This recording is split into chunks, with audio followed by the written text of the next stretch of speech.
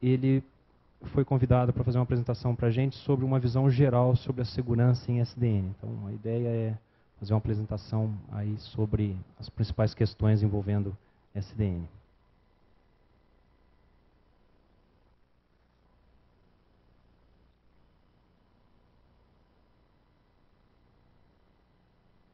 Bem, então, André. Bom dia. Gostaria de agradecer a organização do evento pelo convite, professor Adriano, que foi meu professor na iniciação científica. Então, eu sou pesquisador lá no CTI Renato Archer, na divisão de segurança de sistemas de informação. A minha área de atuação é em malware. O Adriano me botou nessa fria de falar de SDN. Eu fiz um levantamento sobre o estado atual da literatura de segurança nessa área de Software Defined Networks e vou passar aqui essa visão.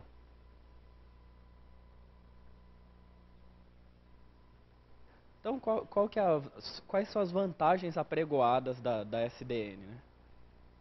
As SDN surgiram para poder facilitar a programação das redes, né, e separar a camada de controle e de dados, de forma a auxiliar a tratar a complexidade entre as camadas, os domínios de redes, que estão cada vez mais complexos, né, zonas de autenticação diferenciadas. E com elas, com o uso de SDN, as rotinas podem ser escritas para adicionar funcionalidades diretamente nos dispositivos, que é que os meninos do Acme acabaram de falar aqui. Né? Em vez de usarmos um dispositivo fora do roteador, como uma UTM, alguma coisa, um detector de intrusão, essas funcionalidades podem ser agregadas ao dispositivo de comutação de tráfego. A outra vantagem seria prover soluções mais abertas, como o Adriano falou, para a gente não ficar dependente de firmware estrangeiro ou fechado, porque o estudo disso envolveria fazer engenharia reversa, ou que os vendors abrissem as características desses firmware, que acho que não é o interesse deles. Né?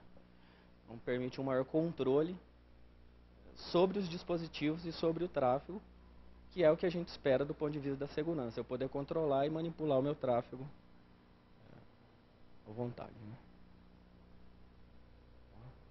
Do lado tradicional aqui, né, de um dispositivo de roteamento, nós temos o plano de controle, onde os protocolos conversam, e o plano de dados que contém a tabela de encaminhamento.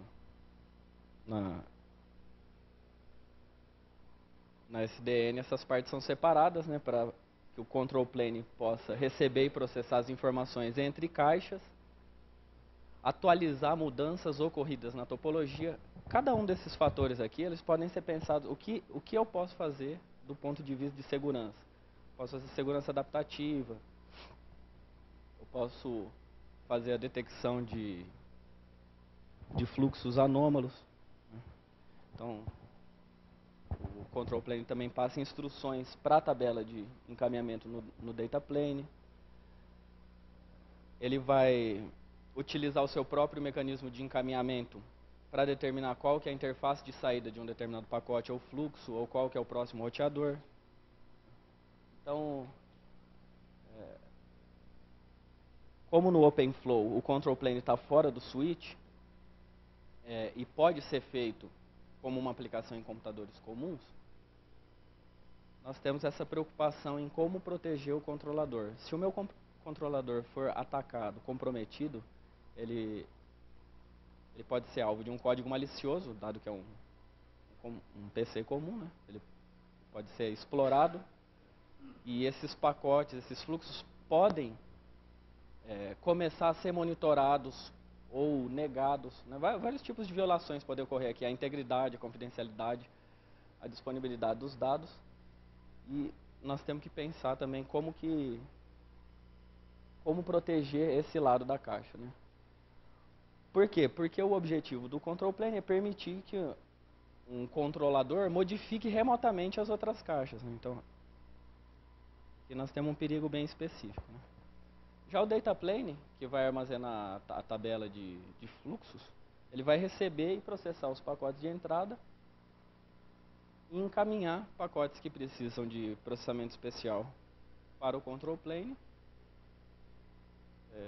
e direcionar cada pacote para a sua saída correta. Aqui, como o foco é no desempenho, né? A tabela de fluxos é controlada por um dispositivo remoto, num switch OpenFlow, né? Nós temos um canal seguro onde um controlador vai se comunicar pelo protocolo OpenFlow, inserindo dados nessa tabela de fluxos que vão direcionar o tráfego. Do ponto de vista de segurança, o que a gente pode pensar aqui? O OpenFlow ele permite um controle rígido sobre as decisões de roteamento dos fluxos pelos data planes dos componentes de rede. Então esse controle ele vai envolver a possibilidade de uma implementação de lógica mais complexa, que é eu posso criar regras stateful para procedimentos de quarentena, que é a tal da contramedida que o pessoal estava comentando. Lembrando que tudo isso vai ter um impacto no desempenho e que mesmo o OpenFlow não é um padrão antigo, as SDNs não são um negócio tão bem estabelecidos ainda. Esperamos que haja difusão desse padrão. Mas a possibilidade de poder fazer isso já é um avanço na área de segurança, porque hoje a gente usa UTMs que na propaganda fazem bloqueio de DOS, regras de fluxo dinâmica, todas essas coisas que são muito bonitas no papel, mas que na prática ou são regras simplórias, eu faço um contador de pacotes, se atingiu 5.000 pacotes, eu considero que está tendo um DOS. Ou elas podem ser suscetíveis a falha. A diferença é que eles tentam implementar de uma maneira que tenham timeouts que evitem que a rede fique degradada devido a essas features adicionais de segurança. Uma característica interessante que pode ser feita também é migrar ou redirecionar transparentemente as conexões maliciosas para outros dispositivos de segurança separado, para honeypots de pesquisa. E também implementar lógica para detecção de ataques baseados em fluxos ou em assinaturas, que elas podem ser reimplementadas no OpenFlow e redistribuídas de maneira mais eficiente pelos vários nós dessa rede usando SDN. As vantagens do ponto de vista da rede é a possibilidade de automação distribuída. A partir de um único controlador eu posso atualizar diversos data planes aí, de maneira automatizada. O controle centralizado. Está muito baixo, hein?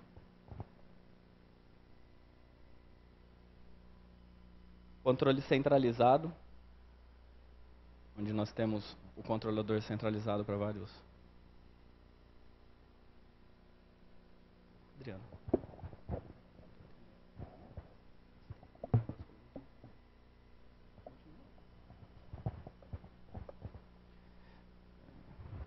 Então nós temos o controle centralizado. A rede proativa, que seria essa possibilidade de se fazer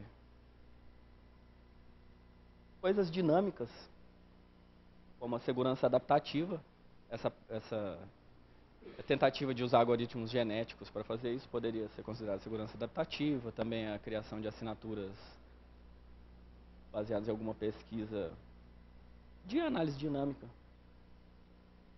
Poderia fazer isso aqui, sempre lembrando de contrabalancear os falsos negativos e falsos positivos, e ter uma possibilidade de levar a tratamento mais eficiente de incidentes de segurança. Então, alguns ataques contra SDN. Nós temos os ataques no controlador, acho que são os mais falados aqui, né? Um dos ataques que eu vi foi publicado no Hot SDN desse ano, que seria fingerprint de redes baseadas em SDN e negação de serviço, nós vamos ver daqui a pouco, né? Então, um ataque eficiente contra SDN é baseado em eu conhecer a tecnologia, ou seja, se eu sei que tem um roteador, um controlador SDN do outro lado da rede, eu posso fazer um ataque específico. A varredura e identificação por meio da latência do tráfego. Lançamento de ataques de consumo excessivo de recursos. Esse consumo excessivo vem da interação entre o data plane e o control plane, que violaria o princípio da disponibilidade. E como sabido, né, as SDN resolvem alguns problemas, mas também trazem novos problemas, principalmente do ponto de vista de segurança. A motivação desses ataques é que, como o plano de dados e o plano de controle é separado, que é uma propriedade básica de operação, ele vai solicitar por regras de fluxo, o plano de dados, para o plano de controle, de forma a tratar os novos pacotes que chegam. Né? Cada fluxo que é inserido na tabela de fluxos vai pedir uma regra. O plano de controle, que é reativo, vai reforçar suas regras dinamicamente de acordo com a chegada desses novos fluxos para manter a eficiência dessa tabela. Quando que vão ocorrer problemas? Quando há muitas requisições advindas do plano de dados para o plano de controle, podendo causar uma inundação. Porque o data plane pode inundar o control plane com muitas mensagens de requisição e isso vai gerar um ciclo, porque o control plane ele vai devolver também as regras, onde a tabela de fluxos do data plane vai poder ser inundada com a resposta dessas requisições todas. Já a partir de fingerprinting do ataque, determina com base aqui no tempo de resposta se uma rede usa switches baseados em SDN ou OpenFlow para gerar requisições especiais de fluxo ao data plane ou control plane. Então, é uma varredura de identificação de serviço, assim como a gente quer identificar se uma determinada máquina está rodando um determinado sistema operacional, se tem algum serviço aberto, que eu posso identificar pela latência se um switch é OpenFlow ou não. A negativa de serviço por consumo de recursos nos planos é esse que eu citei agora. Né? Muitas requisições vão causar muitas regras e ambos podem ser inundados. Já as aplicações de segurança. Bom, eu levantei alguns projetos open source na área de SDN, numa seção aqui de Application, Virtualization Security Application. O CPQD tem um projeto de OpenFlow 1.3 Soft Switch, tem o FlowScale, um projeto da Indiana University, FortKnox, que eu vou falar mais daqui a pouco. Um outro é um Fresco, um framework para codificar aplicações de segurança. Outro do CPQD é o Rootflow aqui. Peguei esses projetos no SDN Central só para citar alguns voltados para essa área. Então, o SRI tem muitos trabalhos em SDN. A literatura acadêmica de segurança de SDN praticamente toda envolve o pessoal de lá, o Phil Porras, que é diretor do centro. Então, essa literatura que eu levantei e vou discutir um pouquinho agora, todo baseado em publicações do SRI. FortKnox é um mecanismo de segurança de kernel. Né? Qual que é a motivação dele? Como um switch OpenFlow pode ser continuamente reprogramado para poder lidar com os fluxos que estão em atividade na rede, né? Essas novas regras que chegam, elas podem ser conflitantes com regras anteriores. Então, como fazer para reforçar a política de segurança no nível do kernel, evitando o conflito de regras de fluxo? Uma das possibilidades de kernel para controlador OpenFlow é o Knox, que encaminha as regras de fluxo de uma aplicação OpenFlow para o switch. Certo? Então, diversas aplicações podem inserir dinamicamente diferentes políticas de controle de fluxo. Isso implica o quê? Na sobrescrita de regras, na evasão das políticas de segurança, porque se uma regra anular a restrição da outra, nós podemos ter um problema aqui. A ideia do FortKnox é estender o kernel Nox do OpenFlow Controller para tentar evitar que esse tipo de situação ocorra. Então, quais são as características principais do FortNox? Prover reforço, e esse non-bypassable é garantir que que não vão haver conflitos, né, com base na política aplicada na inserção de novas regras, né. Ele vai fazer uma análise dessas regras, da inserção de regras de fluxo feita por aplicações de OpenFlow. Como que isso é feito? Tem alguns componentes. Um deles é esse Role-Based Source Authentication. Primeiramente, ele valida e prioriza as regras por meio de assinaturas digitais. Isso também evita um ataque onde eu possa colocar uma regra nova ilegítima, né? Se ela é validada, eu tenho menos chance de atacar essa parte. Um outro módulo é o analisador de conflitos. O que ele vai fazer? Tem um conjunto vigente de regras, elas vão ser... Cada regra nova, chamada de regra candidata, vai ser avaliada contra esse conjunto, que vai tomar uma decisão se a regra vai ser inserida ou não. O gerenciador da tabela de estados vai manter a tabela agregada de fluxos, que é a tabela em utilização, né, que já tem essas regras sem conflito. E essa interface de callback, que vai atualizar a tabela de fluxos conforme uma regra cai em timeout ou uma nova regra seja escolhida para entrar no lugar dela.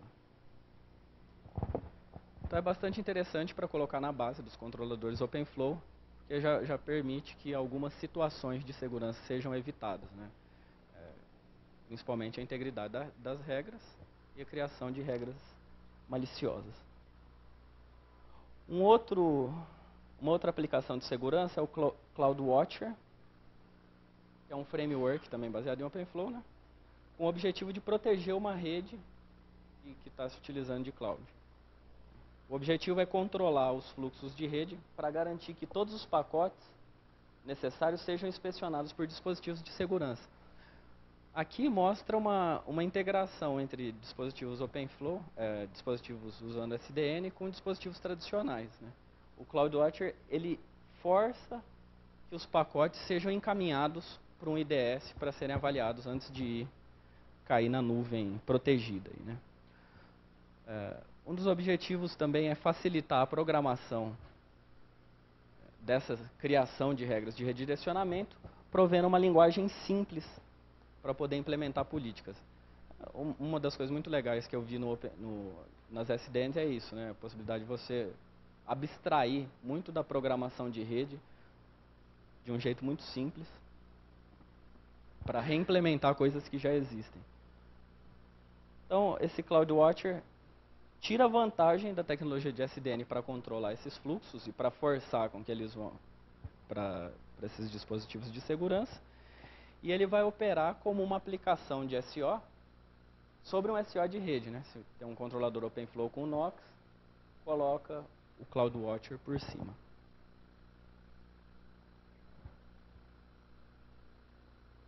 Envolve um administrador programando nessa linguagem aqui, que vai criar regras, colocar no gerenciador de políticas e dispositivos. Tem um gerador de regras de roteamento, um reforço das regras de fluxo. E isso aqui basicamente é o CloudWatcher operando em cima de um Nox. As regras e os pacotes vão ser direcionados para o plano de dados aqui, mas eles têm que todos serem espelhados para um detector de intrusões. Então, quais são as características? Os componentes são aqueles que eu mostrei, né? Um gerenciador das informações sobre os dispositivos, um criador de regras para lidar com o pacote de cada fluxo e o implantador das regras geradas para os switches. Porém, tem algumas limitações. Uma delas é que se o administrador especifica 2 dispositivos diferentes, vamos supor um detector de intrusão de rede por abuso e por anomalia, que estão em sub-redes diferentes, se eles não se comunicarem entre si, o CloudWatcher não será capaz, né, de usando o SDN, criar os caminhos de roteamento entre eles. Outra coisa é que, como já foi discutido aqui, muitos novos fluxos eles podem causar problemas de desempenho. Uma outra aplicação é esse Vanguard. Como eu disse anteriormente, uma das vantagens do SDN é justamente ter um controlador centralizado, né? Isso é uma vantagem para a administração da rede, não é uma vantagem para a segurança. Porque qualquer coisa que seja centralizada se torna um ponto único de falhas. Então, o controlador centralizado, ele vai ser aqui o gargalo da escalabilidade das SDN durante rajadas de tráfego anômalo. Se eu tiver só um controlador e muitos dispositivos, posso ter um problema. Como o OpenFlow é um padrão de fluxos, e fluxos não envolvem inspeção de conteúdo, e sim informações do cabeçalho, não tem uma facilidade de inspecionar o conteúdo dos pacotes, né? Então, eu ter que fazer essa inspeção vai causar uma preempção ali para ver o conteúdo do pacote, vai ter uma modificação no jeito que as coisas são tratadas, e o data plane vai ter o seu desempenho degradado. Então, aqui no data plane, o Vanguard é implementado lateralmente, aqui a tabela de fluxos, né? Lateralmente não, em cima, mas entre a interface do control plane e a tabela de fluxos, com dois componentes principais, que fazem a migração de conexões e o gatilho de atuação. O que cada um deles fazem? Esse Connection Migration funciona como um adicionador de inteligência ao data plane para poder diferenciar quais origens vão poder completar as conexões TCP. Como isso é implementado na prática? Proxy de TCP Handshake feito por SYNCookies. Então funciona igual o SYNCookies, né? Apenas as requisições que completarem o handshake, elas vão ser passadas para o control plane. Isso evita que fique alocando memória para conexões novas que podem ser varreduras ou não vão se completar.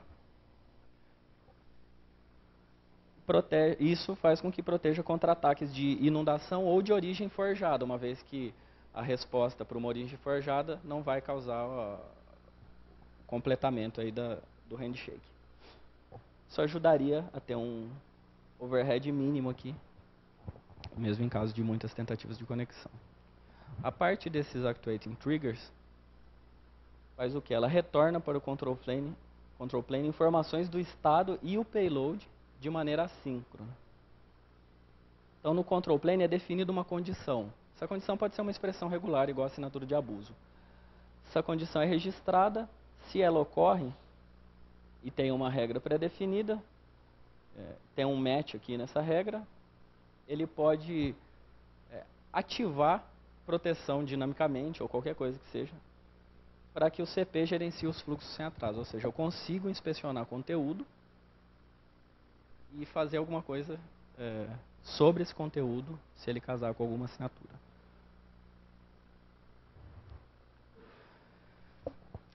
Outra aplicação é o Fresco, que é um framework para desenvolver aplicações de segurança voltado para o OpenFlow. O Fresco, por si só, é uma aplicação OpenFlow. O objetivo é ter o design rápido de soluções. Essas soluções envolvem tanto redirecionamento de pacotes maliciosos, IDS por assinatura, né? Eles fazem um teste lá, acho que mostrando como fazer uma espécie de snort. E o objetivo é a composição de módulos que possa fazer basicamente a detecção e mitigação de ataques em OpenFlow. Aqui nós temos como o OpenFlow captura e armazena estados de sessões TCP de maneira não uniforme. Os meninos falaram que às vezes tem alguns probleminhas, né? O Fresco proveu uma API que vai facilitar a criação de regras para aplicações baseadas em inspeção de pacotes. Nós estamos caminhando para um lugar que vai permitir, né, espera-se que permita no futuro, que a detecção de intrusão, seja por abuso, seja por anomalia, seja feita diretamente nos roteadores, de maneira eficiente, utilizável na prática. Características aqui é que tem uma camada de aplicação, que seria um interpretador da linguagem, e as APIs, que vão permitir a codificação das regras, e um kernel protegido para prover a implementação das políticas de segurança criadas. Um controlador de recursos, que vai monitorar os switches de rede e manter o registro dos estados. Tem a linguagem de scripting, que é uma linguagem mais abstrata do que a linguagem do OpenFlow, que permite o desenvolvimento de aplicações de segurança a partir de módulos básicos já pré-programados, que são as APIs. No artigo, eles pregam que a criação de funções de segurança é feita com sobrecarga mínima e com cerca de 90% menos linhas de código do que uma aplicação OpenFlow tradicional. E foi prometido ser disponibilizado como software open source. Né? É muito recente, foi publicado no NDSS desse ano. Algumas aplicações mostradas são o Reflector,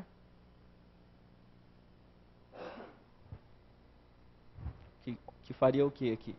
Imagina uma máquina atacante tentando fazer uma varredura em um nó-alvo.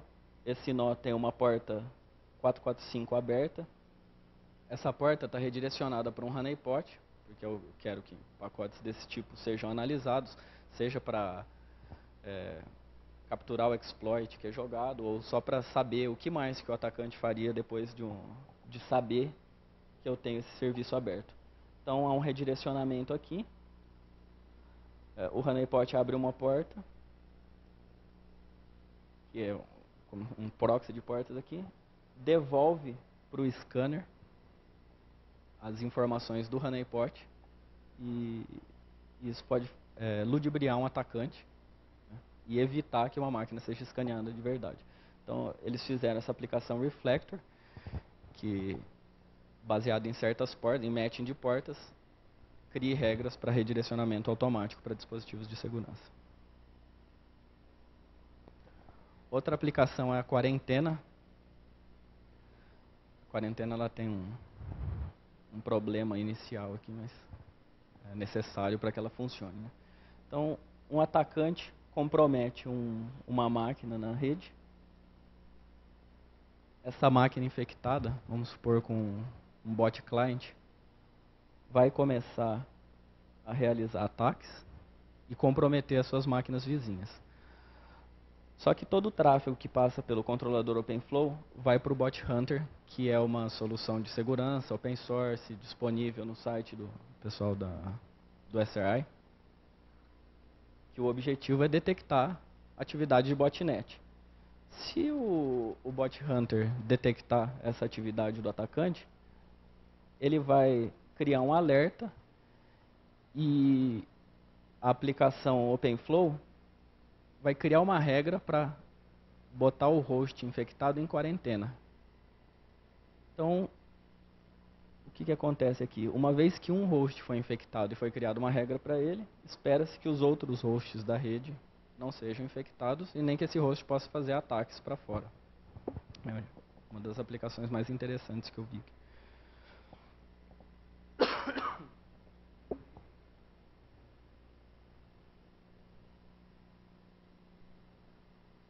Bom, ele vai criar uma regra baseada só naquela assinatura do bot, né?